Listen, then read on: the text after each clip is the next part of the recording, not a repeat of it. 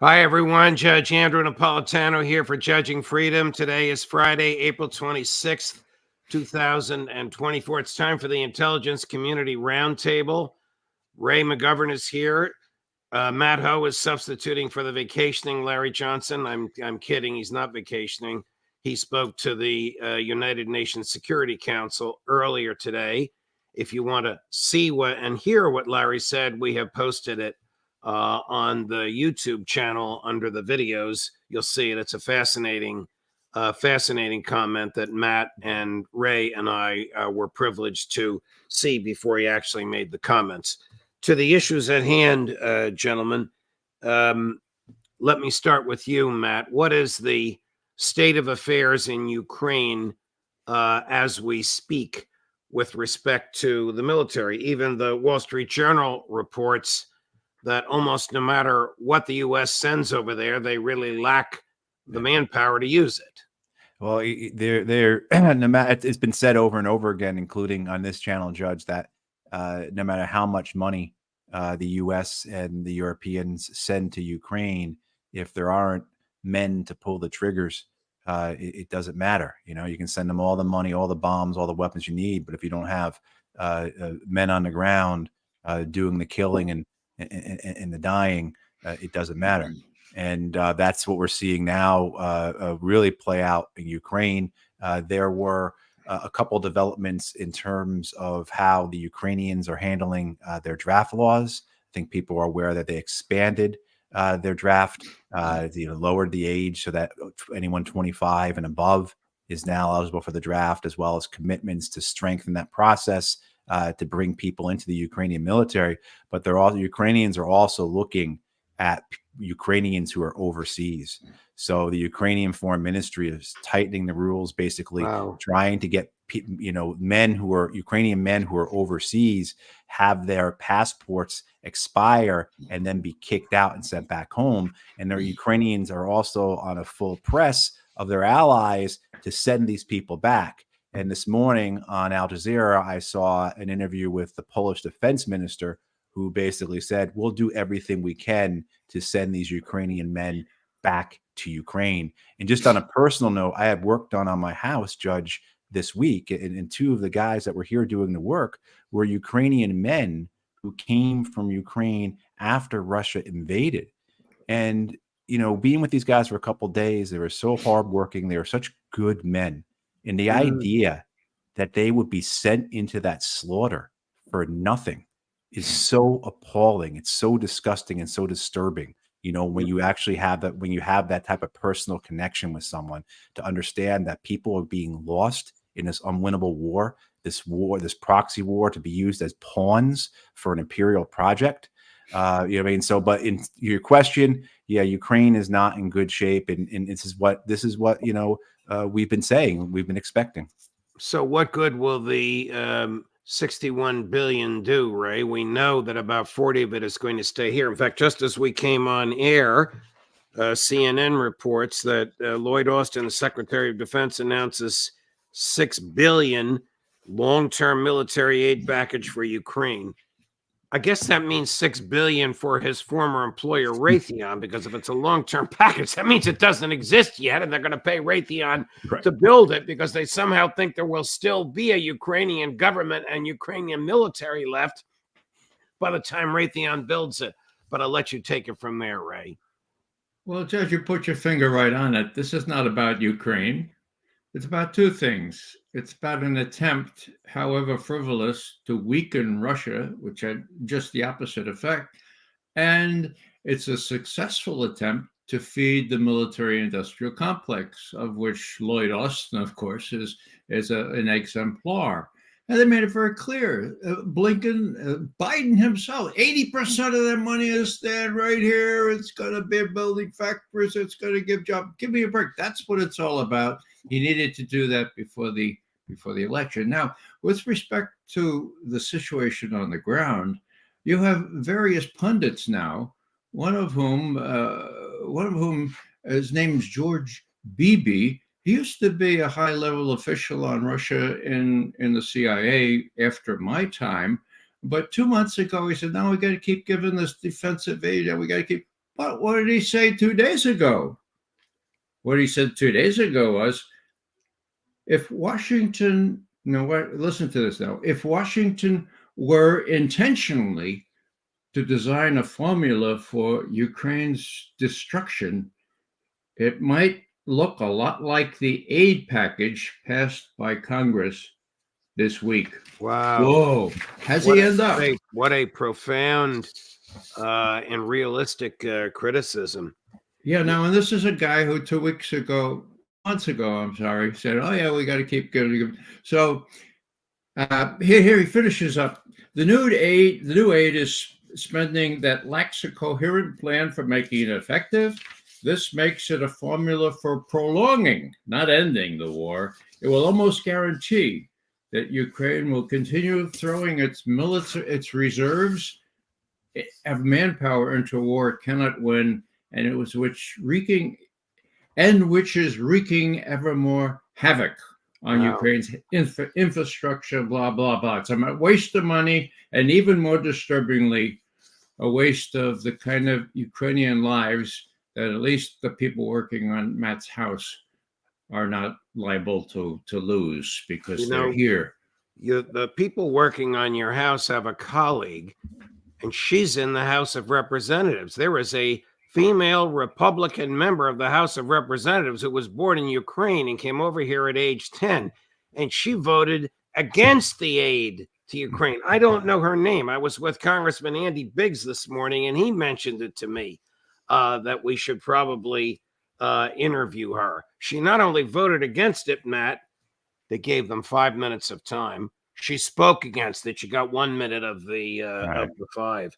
I asked Tony Schaefer, whom we all know, the other day, how many Americans are on the ground in Ukraine, military and intelligence, and he gave me a number that Ritter disputes. So I want to ask the two of you about that number. Tony says there are 15,000 Americans on the ground, military out of uniform, intel, whatever the intel folks wear, and other personnel. Could the number be that big, Matt?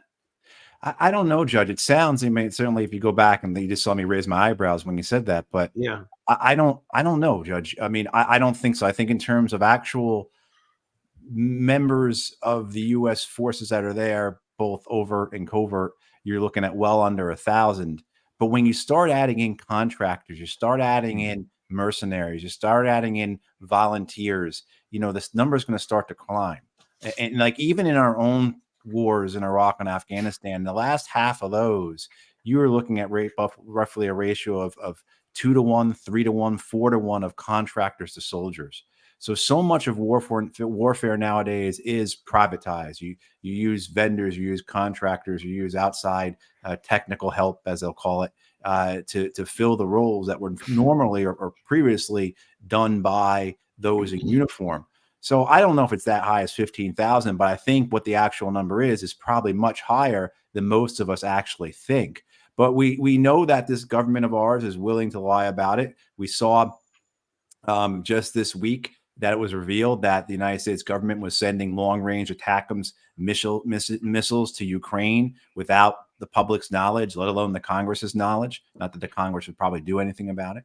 Yeah. So, I mean, the idea that this government, our government would have people over there and not be honest about it is, I think, everything that all of us accept. Now, I want to go back to Ukraine, to that point you made about that Ukrainian member of Congress, though, Judge, and about the two men that I got to know this week. You know, neither of them were in favor of this war.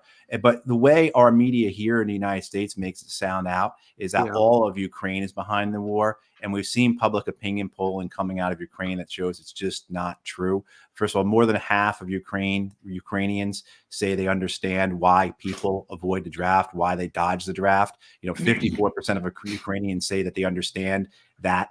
And basically, more than half of Ukrainians are saying the Ukrainian war is not worth dying for. More than half say that. More than half, 54% of Ukrainians say they understand why Ukrainian men avoid the draft, which again, essentially is saying it's not worth dying for. And the other poll that came out, Judge, as well, these are both at the end of March, that came out, found that 44% of Ukrainians thought that Ukraine should fight to the end and fight to defeat Russia and take back all its territory.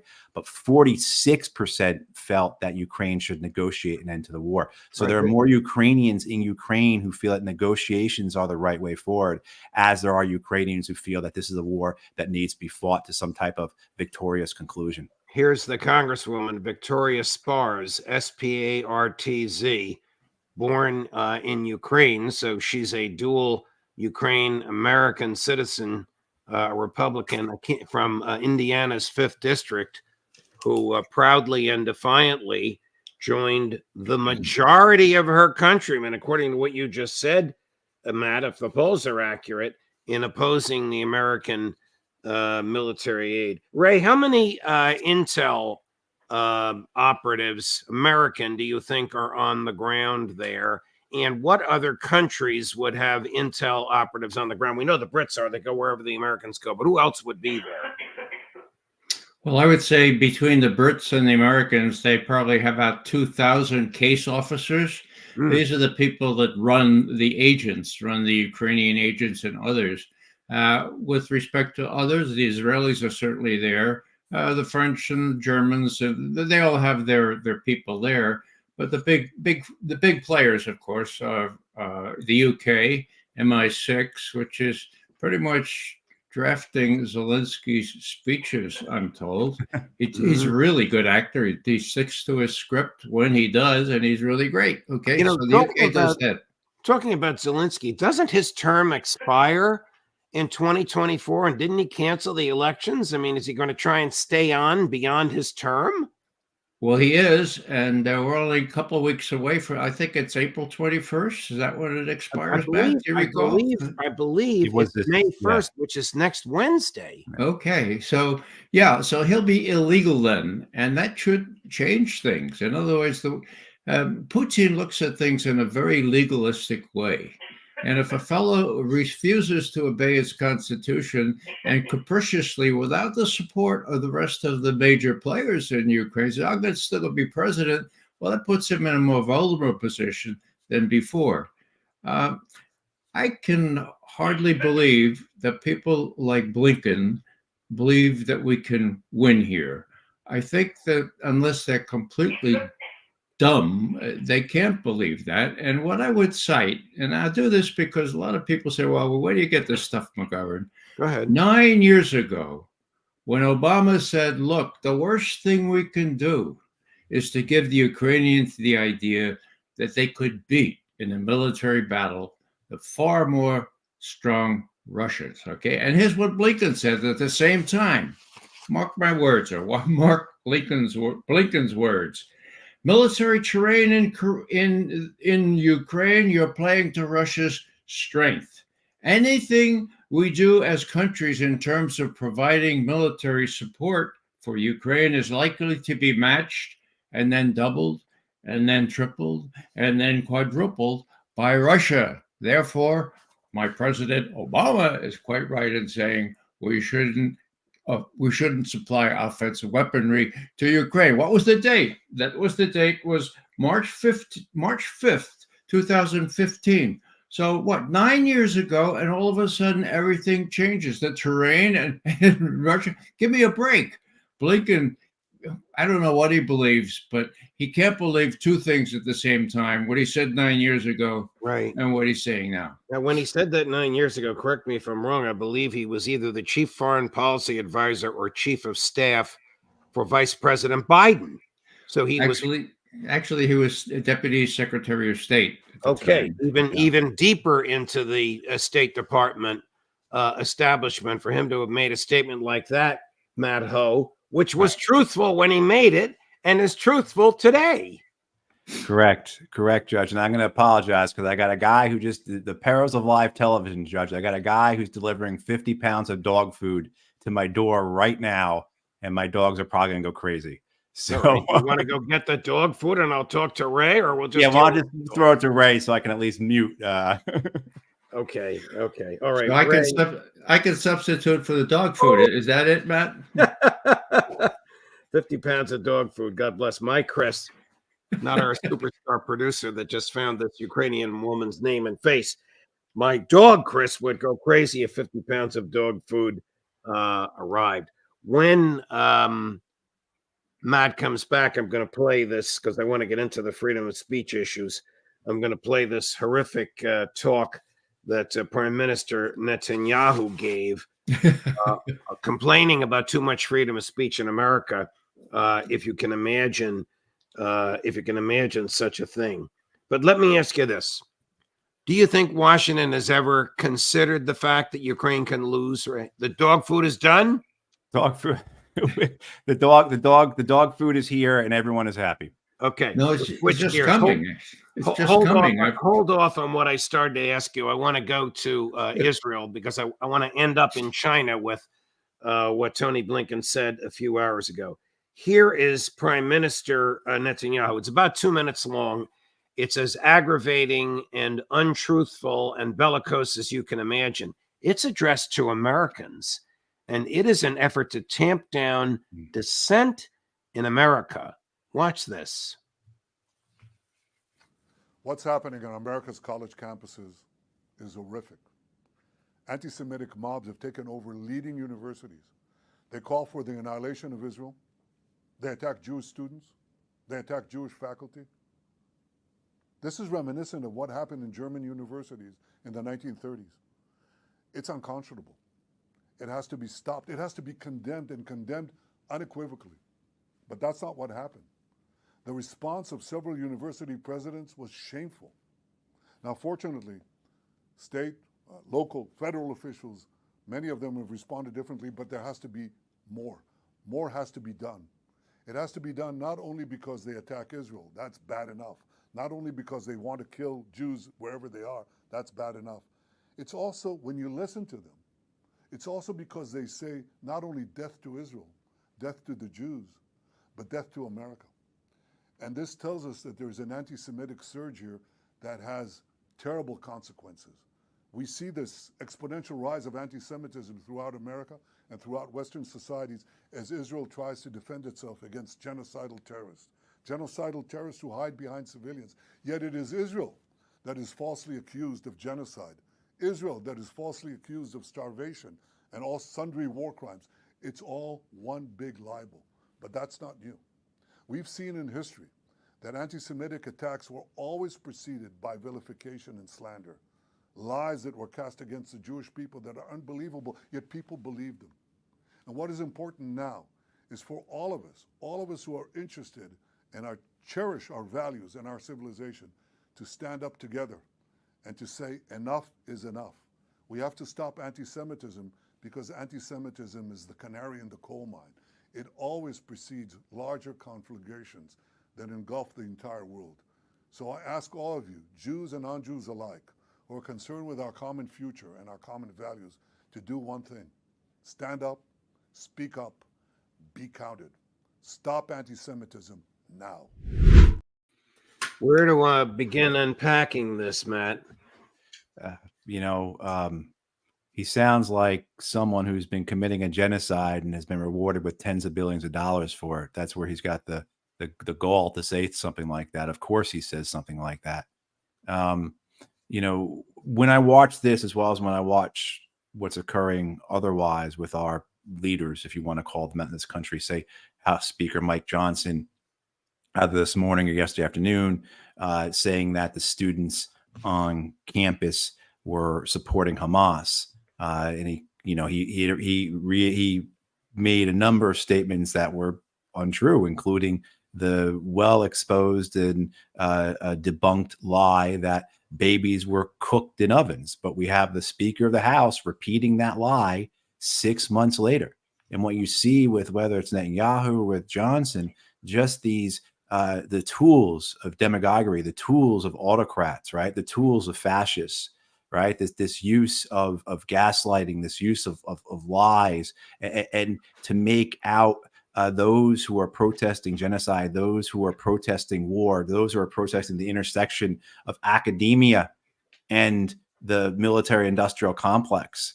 Mickey Matt, as I'm sure Ray can explain to us, when you see all that unfolding like it's unfolding, you realize what a dangerous place we are in. but also too, Judge, we recognize here as well the perils of what has occurred to our institutions of journalism. The fact that you have these members of Congress, you have Joe Biden describing the protests that are happening on his campus, not as anti-war protests, not as anti-genocide protests, not as pro-Palestinian protests, but as anti-Semitic protests. You have our media going along with it. You do not have them challenging these people like they need to be challenged. You do not have people confronting Speaker Johnson and saying, Speaker Johnson, you are repeating lies that have been proven untrue.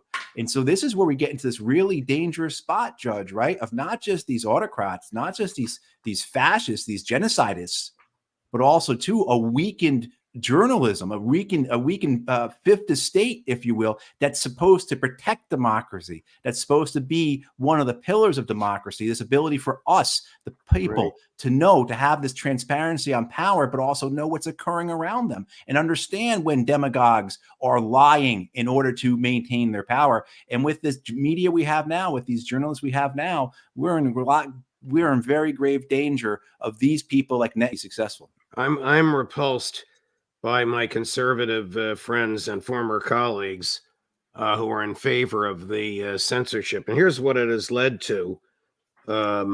Police on horseback at the University of Texas, just mowing into mobs of young people. NYPD arresting college kids for just speaking out loud on a public green, a place dedicated to the exchange of ideas on Columbia University. And this morning at Emory University, Chris caught this.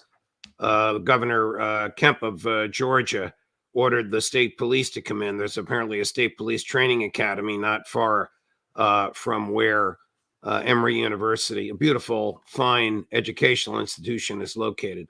The police came in and tackled this student. The student was on the ground, and a professor came who recognized the student, leaned over to ask the student if the student was okay. And 15 seconds later, this is what the professor looked like. We have it, Chris? Okay, well, Chris will get the picture. Get on. Yeah. Get on.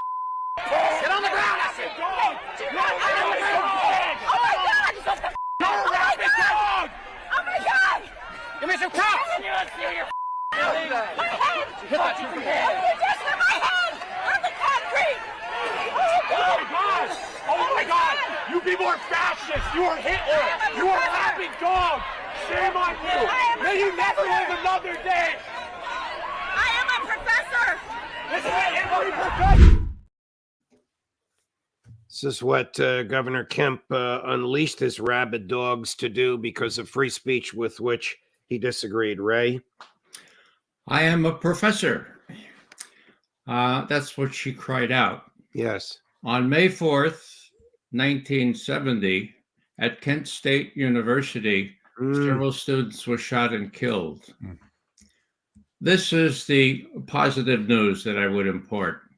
There was photojournalism then. Those photos went down in history as incendiary to young people who didn't like this Vietnam War. They were called Viet Cong supporters, just like the current students are called Hamas supporters. But that picture went viral. Now there are iPhones. We have much more on Professor Folin if you're interested in looking it up. It's brutal. It's fascism, okay? But when students, thank God for students, recognize fascism, they rise up. It's not going to be easy. I would dare suggest that it's impossible to quell this student rebellion because they have a sense of justice that is lacking among many of us, and I wish them success. I don't think Columbia can keep the lid on this time. We'll have to see, but there are iPhones. There are things now that weren't available before, so this could go on steroids. As for, talking about steroids, as for Netanyahu, that was chutzpah on steroids. I, too, found it despicable, but not uncharacteristic of that gentleman. You ever seen a leader of a foreign country make such a direct entry into American domestic politics on an area of American behavior so integral to our existence as the freedom of speech, Matt? I don't think so, Judge. I don't think so. And the fact that it's so accepted and it will happen again. There's no consequence for it because again, this is a man who's committing genocide who we are rewarding with tens and tens of billions of dollars. To Ray's point about these encampments, these student encampments, and Ray, they just opened up an encampment at Chapel Hill. So I'm going to go over there this weekend. So if you're here in North Carolina, please join us over there with those brave kids, those kids that are on the right side, on the side of justice and on mercy. But the idea, Judge, right, is that imagine if they hadn't cracked down. If Governor Kemp hadn't sent those state troopers in, we wouldn't know about the encampment in Emory. The same in, all these other locations across the country. And every day, more and more schools, these brave kids are pitching tents and standing up for what's right. And, but it's what that shows, though, the fact that what if they just left this alone? No one would know about it. They can't leave it alone because they despise and fear speech that challenges them. Exactly, Judge. Exactly. And that's why, with as negative or as pessimistic as I may have just sounded about our media and how dangerous these autocrats and genocidists are, the fact is that you see how scared they are, right? How fragile their hold on power may actually be.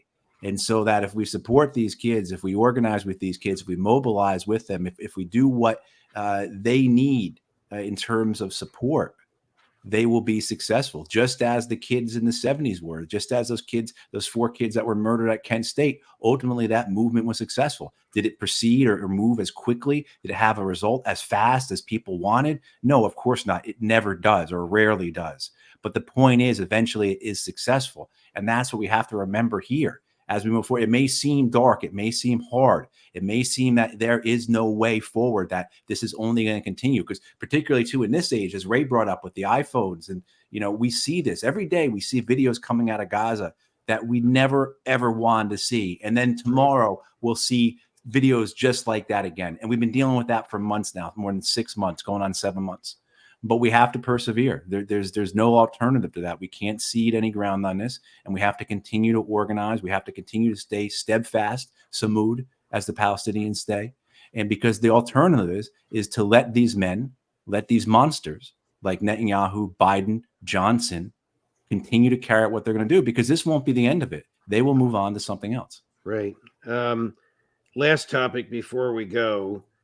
For some strange reason, within 3 days after the United States government agreed to send $5 billion in military equipment to Taiwan, and within 3 days after the Congress voted to authorize the president, any president now or in the future, to cancel and ban TikTok, Tony Blinken decides to visit President Xi.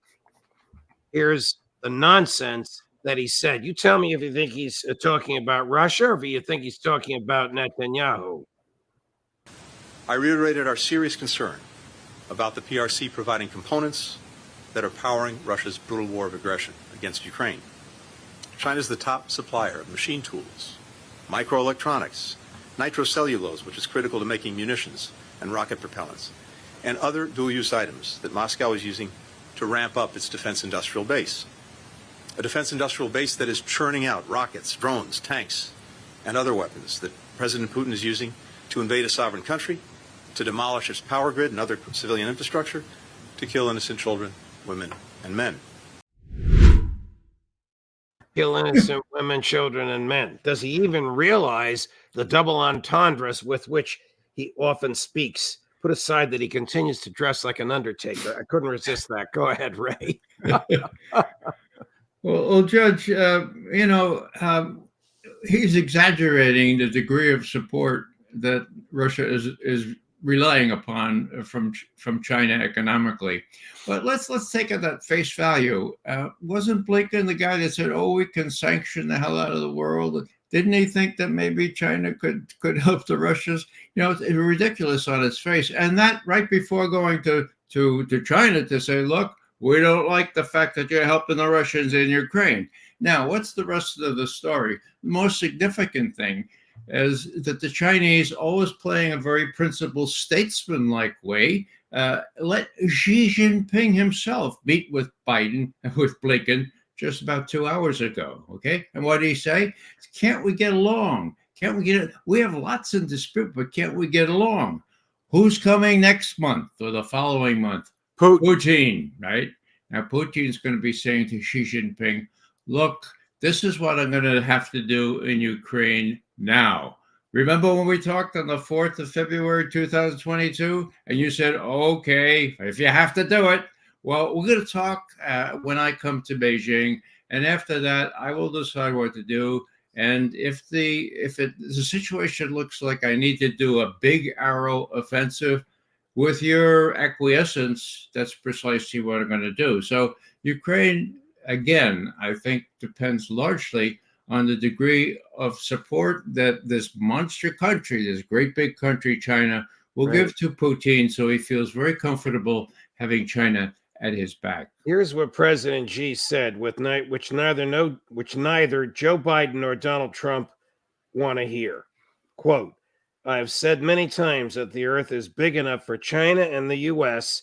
to develop and prosper respectively. We should be partners and not rivals. Said that in public, and he said it to Tony Blinken's face.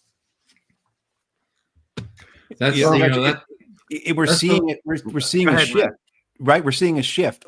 We talk about the fact that American policies, our support for genocide, our support for a proxy war, the fact that the way we act in Asia, we're seeing how that's affecting other nations and the choices that they're going to make in the future, how we're isolating ourselves. And there's a study that came out of Asian nations, and for the first time ever, people of Asian nations said if they were forced to choose, and that was key, if they were forced to choose, because like most of us, they don't want to choose. This is the 108th anniversary of the Easter Rebellion in Ireland in 1916, and the great James Connolly, who led that rebellion, he famously said in World War I, neither king nor Kaiser, right? And I think that's how most of us are, including people in Asia.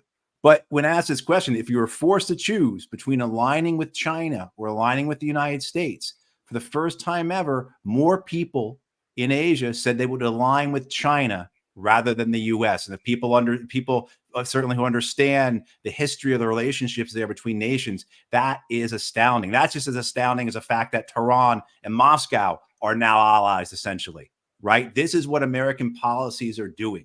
Right. We are causing historical changes. We are destroying historical norms because we are so ravenous. We are so maniacal with our empire. We are forcing people into alliances, forcing people to see things in a way they never saw before because we are so dangerous to them. Ray, I'll give you the last word, and then it's happy Friday and happy weekend. Well, I'll just say amen to what Matt just said. These are tectonic shifts. You don't notice them day by day, but year by year you do. And whereas in my youth, the Russians and Chinese were at each other's throats, and we could exploit that, no longer is that the case. Russia and China are joined at the hip, and people like Blinken can't seem to wrap their minds around that, and that has fatal consequences for what's going to happen in Ukraine as well as Southwest Asia. We ought to recognize it before it's too late. That's about all I'd say on that. Gentlemen, thank you very much for a most stimulating and rewarding conversation. Deeply appreciated. We'll see you both at your usual times next week. Thanks, Judge. Of course. Coming up at 3:00 Eastern, which finishes our programming for our live programming for this week, Colonel Lawrence Wilkerson on all of this, on China, on Russia, on Ukraine, on Israel, and on the freedom of speech. Judge Napolitano for Judging Freedom.